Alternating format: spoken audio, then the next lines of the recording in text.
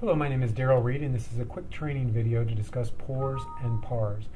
Now, I want to start off by acknowledging that when we do a financial training, that people can easily get squeamish about the math potential to be covered in the training. And in fact, some of you may even think that we're speaking another language when we say the words PORs and PARs.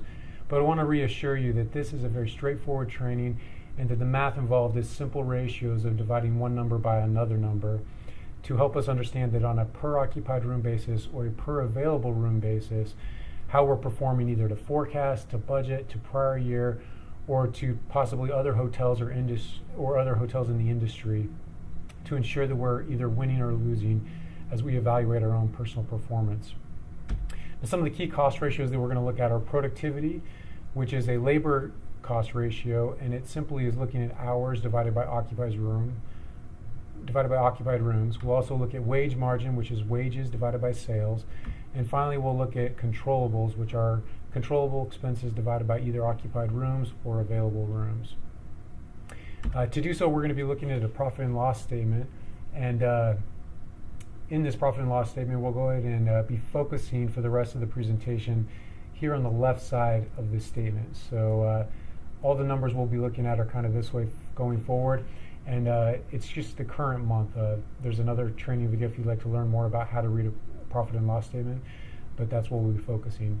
The first one here is labor productivity. And as we look at labor productivity, we can see that looking at this, we can understand that for this view, this hotel actualized 7,941 hours. They were budgeted 7,959 hours, and last year experienced 7,724 hours. So the big question is this good or is this bad?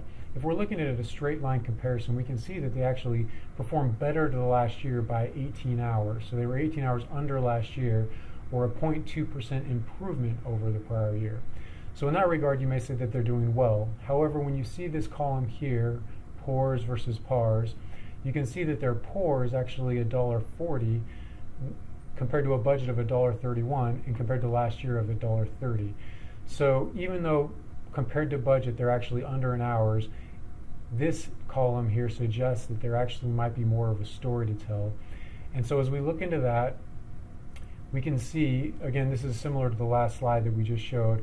However, we just contain some more information on room revenue, total revenue, and hourly wages. We can see here that this POR, the way that it's calculated, is simply, as I mentioned before, taking total hours divided by occupied rooms. So this number for budget is simply calculated by taking 7,959 and dividing it by 6,085 occupied rooms.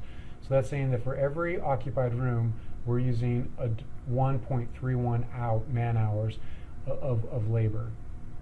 Now that math here calculates this out to get 1.31. And if we want to see how that factor applies against our current performance, we can take that 131 and multiply it against our actual performance of 5,663 rooms, and it gives us a new limit of 7,407 hours. So even though this suggests that we're 18 hours under budget overall, if we look at it on a per occupied room basis, we now understand that we're actually 534 hours over budget. Again, this suggests 18 hours under, but looking at it on a per occupied room basis, taking this factor against our occupied rooms, which is the math right here, we can now see that we're 534 hours over budget.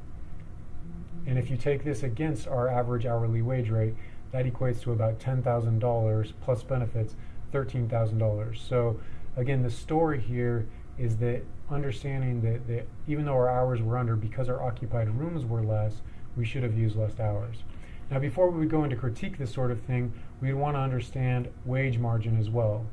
Wage margin similarly takes our wages divided by our revenue, so our total wages divided by total revenue to come up with our budget factor. Now, the wage margin is not located on this P&L. On some other views it is located, but on this one you'll have to calculate it on your own. So if you do that math, I'm sorry, I marked the wrong area here. This is wages. So if you take wages divided by revenue, 151 divided by 1.1 million, you come up with a wage margin of 13.7%. Applying that wage margin against the revenue of the actual month, which is this math that you can follow right here, we come up with a new limit of $161,000. Now that we actually perform much better than $161,000, $13,000 better than that. So if you're going to go in to critique this, yes, you want to acknowledge that we performed 18 hours better than budget. On a per occupied room basis, we were actually 534 hours worse than budget. However, on a wage margin basis, we were $13,000 better than budget. Now that might seem confusing, but it comes into play as the fact that, one, our average hourly rate is 38 cents better than budget. You can see that here. You can also see that our average rate of our rooms sold was an astounding $30 above budget, or 18% above budget. So a possible solution to this might be that we booked a seriously important corporate group that demanded a lot more, maybe had contractual agreements that we perform extra housekeeping services or additional services, that at the end of the day was a great business decision because our wage margin was better than budget. However, it demanded additional hours per occupied room. Finally, looking at controllable expense, similarly we can see that if you wanted to do any kind of controllable, here we chose linen as an example. You can see that linen is a $935 worse than budget, but if you look on a per occupied room basis, so you take the factor of 0.48 and apply it against our occupied rooms, we're actually $1,138 worse than budget. Now, this is an important thing that some of you, when you're looking at the PORPAR critique file, it might ask you to critique $1,138 when you are only seeing $935. But this is the math that the PORPAR file is actually computating, and it becomes much more valuable for you to critique this amount versus the amount that's straight lined. Again, it's adjusted for the sales and occupied rooms. Again, on this form, if you're confused, this is critiquing the actual calculated amount of per occupied room variance. And finally, if you'd like to do it on a per available room basis, it's going to just show up the same amount. So something like engineering, maintenance, or contract is going to be something that's judged on a per available room versus a per occupied room.